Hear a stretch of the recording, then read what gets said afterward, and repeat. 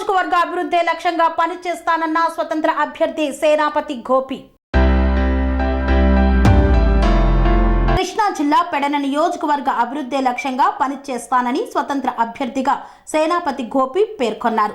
బంటుమిల్లిలో media సమావేశంలో మాట్లాడుతున్న సేనాపతి గోపి పెడన నియోజకవర్గంలోని ప్రజల కష్టాలను దగ్గరుండి చూసిన వ్యక్తిగా ఈ రోజు నేను ఈ నిర్ణయం తీసుకోవడానికి గల కారణమన్నారు.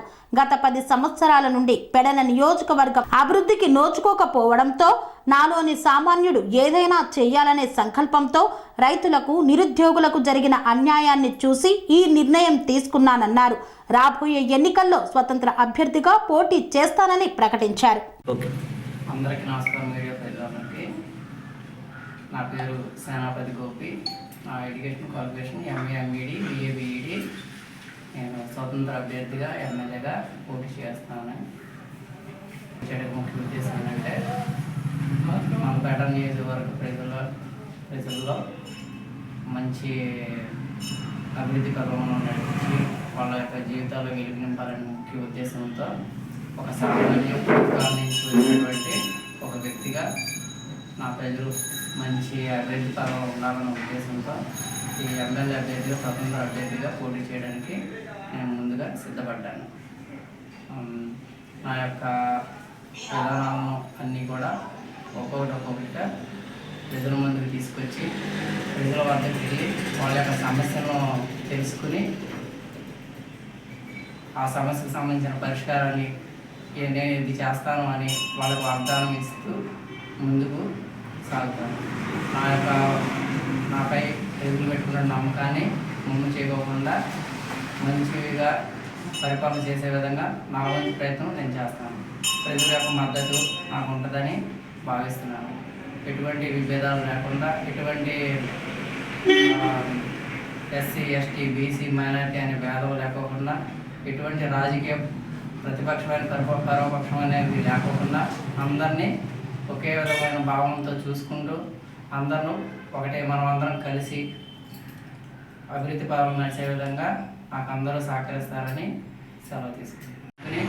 వాళ్ళ సమస్యని నేరంగా పట్టుకున్న వాళ్ళతో మనదైతే ముందుకు సాగాలని ఒక సామాన్య వర్గానికి చెందిన వ్యక్తిగా నా వంతు ఒక ప్రయత్నం చేద్దామని ముఖ్య ఉద్దేశంతో స్వతంత్ర అభ్యర్థిగా నేను పోటీ చేయడానికి, ఎమ్మెల్యేగా పోటీ చేయడానికి మేము ముందుకు వచ్చాము. నేను గెలిచినాక ఏ రకమైన పార్టీతో పొత్తు అనేది కలుపుకోను. ముఖ్య ఉద్దేశం అంటే నా ప్రజల యొక్క సమస్యను ఏ రకమైన ప్రభుత్వం అయితే పూర్తిగా పరిష్కరించగలుగుతానని ముందుకు వస్తుందో అప్పుడు నా ప్రజల యొక్క భావన, వాళ్ళ యొక్క ఆలోచన విధానం వాళ్ళంటూ ఒక మాట కనుక్కుని దాన్ని బట్టి ముందుకు వెళ్ళే విధానం గురించి తర్వాత అనేది ఆలోచిస్తామని జరుగుతుంది. ముందు ఏ రకమైన ప్రభుత్వంతో పొత్తు అనేది చేసుకోను. నా ప్రజల యొక్క సమస్యను పరిష్కరించే ప్రభుత్వంతో సంభాషణ చేసి ఆ సమస్య ఖచ్చితంగా జరుగుతుంది అనుకుంటేనే వాళ్ళతో పొత్తు కలుపుకోవడానికి వెళ్తాను. లేకపోతే పొత్తు అనేది జరగదు. నా ప్రజల ముందు నేనుండి వాళ్ళ నా సమస్యల పట్ల పోరాడే విధంగానే నేను ముందుకు వెళ్తాను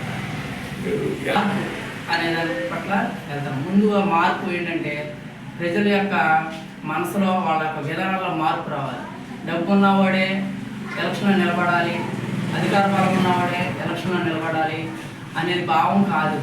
ఎవరైనా సరే, సామాన్యుడైనా సరే, యువకులైనా సరే, అట్టడుగు వర్గానికి చెందిన వారైనా సరే, ఎవరైనా సరే నిలబడి ముందుండి ప్రజల సమస్యను పరిష్కరించగలిగే ఏ వ్యక్తినైనా సరే ప్రోత్సహిస్తారన్న ముఖ్యమైన భావంతో, అలాగే నేను మీకు మంచి చేస్తాను, మీ జీవితంలో వెలుగు నేను తీసుకొస్తానన్న ముఖ్య భావంతో ఈ ఎలక్షన్కి ముందుకు వెళ్ళడం అనేది జరుగుతుంది. అలాగనే అభివృద్ధి సమస్యలు, వాళ్ళకి సంబంధించిన నీటి సమస్యలు, రైతుకు సంబంధించిన నీటి సమస్యలు, అలాగనే వ్యాపార సమస్యలు, వ్యాపారస్తులు సమస్యలు, నిరుద్యోగ సమస్యలు, రోడ్డు సమస్యలు, ఓటుకు నోటుతో అనే విధానమే నడిచింది. ఇక నుంచి అయినా ప్రజల్లో మార్పు రావాలి. ఓటుకు నోటుతో ఏమి సాధించలేము. మనం అందరం కలిసి ఓటుకు నోటుకు అడగడం వల్ల మనం ఇంకా వెనకబడిపోయి ఉంటాము. ఓటుకు నోటు అనేది మనం వ్యతిరేకిస్తే మనం ముందుకు వెళ్ళడానికి మంచి మార్గం అనేది ఉంటుంది అన్న ఒక ముఖ్యమైన ఉద్దేశంతో ఒక చదువుకున్న వ్యక్తిగా నేను ఓటుకు నోటు అనేది లేదు. ఓన్లీ మంచి మనిషికి, మన అభివృద్ధి పదంలో నడిచే వ్యక్తికి మనం ఓటు వేయాలి అనే భావంతో ప్రజలందరూ ఉన్నారు అని ముఖ్య ఉద్దేశంతోనే నేను ముందుకు వెళ్ళడం అనేది జరుగుతుంది. అభివృద్ధి లక్ష్యంగా పనిచేస్తాం.